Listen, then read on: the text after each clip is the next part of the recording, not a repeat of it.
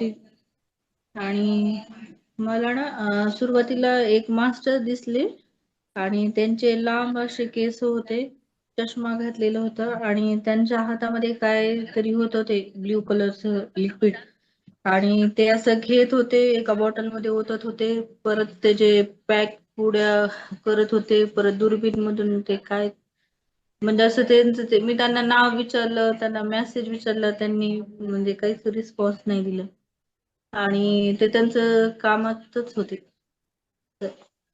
आणि परत नंतर मला ना दिव्या दिसली आणि परत बसलेली समोर आणि आली ती बसली समोर आणि मांडी घालून बसली की मला ना जायचंय, मला मुक्ती हवी आहे आणि मला इथं थांबायचं नाहीये आणि बाबाजींना करून काही कर आणि मला नाही इथे थांबायचं. तर मी तिला म्हणाले की तू ध्यानात बस आणि पुढच्या मार्गाला म्हणजे जाण्यासाठी तू इथं बस म्हणले आणि नंतर तिनं बसली म्हणजे जवळ जवळ आली आणि परत बसली, बरं ऐकते म्हणाली आणि परत बसली ध्यानामध्ये आणि ध्यानात बसल्यानंतर ती लगेच अशी मांडी घातली तिनं आणि तशीच वरती वरती गेली असं दिसलं मला. हा, मांडी घातली आणि तसंच ती वरती गेलेली दिसली मला तशाच स्थितीमध्ये. ओके, तो आपको आज वो रिलीज हो गई है ऐसी दिखा है?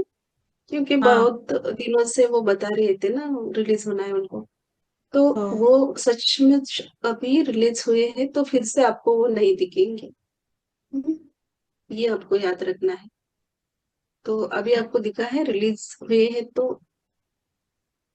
वो ऊपर गए तो हुए हैं, फिर से रिलीज हो गए हैं तो फिर से ध्यान में या स्वप्न में वो हमें नजर नहीं आते। हो. मग ऐसे ऐसे आणि परत पण मला लिहायला आले, मी ते वाचून दाखवू का? मराठीमध्ये आहे ते. चालेल, बोलिए आप. आणि मी साईनाथ म्हणजे असं आलेलं सर स्टार्टिंगला, मी साईनाथ सर्वांना सर्वांना आत्मनिरीक्षण करण्याची गरज आहे. सर्वांना ज्ञात असलेला महामार्ग तुम्हाला सांगण्यात आलेला आहे, तो म्हणजे ध्यान. ध्यान ही एकमेव मार्ग आहे आत्मउद्धाराचा.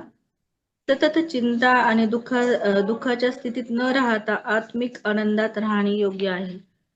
प्रेम आणि आनंदाच्या लहरी या ध्यानातूनच वर येत असतात. आत्मिक स्थिरता इथेच मिळणार आहे. आनंद आणि अनंताचा विचार येथे होतो. असं केला अनंताचा विचार इथे केला आहे मास्टर्स. प्रत्येक पावलावर होणारे शारीरिक आणि मानसिक बदल काहीतरी स्थिती ध्यानातील स्थिती म्हणजे ती स्थिती ध्यानातील स्थिती दाखवतात. ध्यान हा आत्म्याचा आरसा आहे.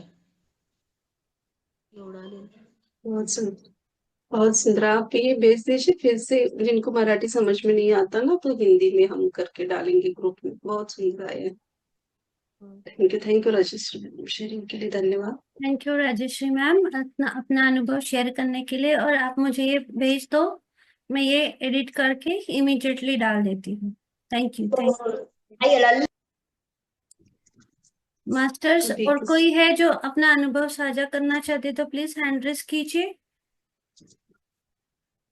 कोई नहीं है तो हम यही पे सेशन एंड करते हैं। सभी को कोटि कोटि धन्यवाद। शुभ रात्रि। शुभ रात्रि ऑल मास्टर्स, धन्यवाद।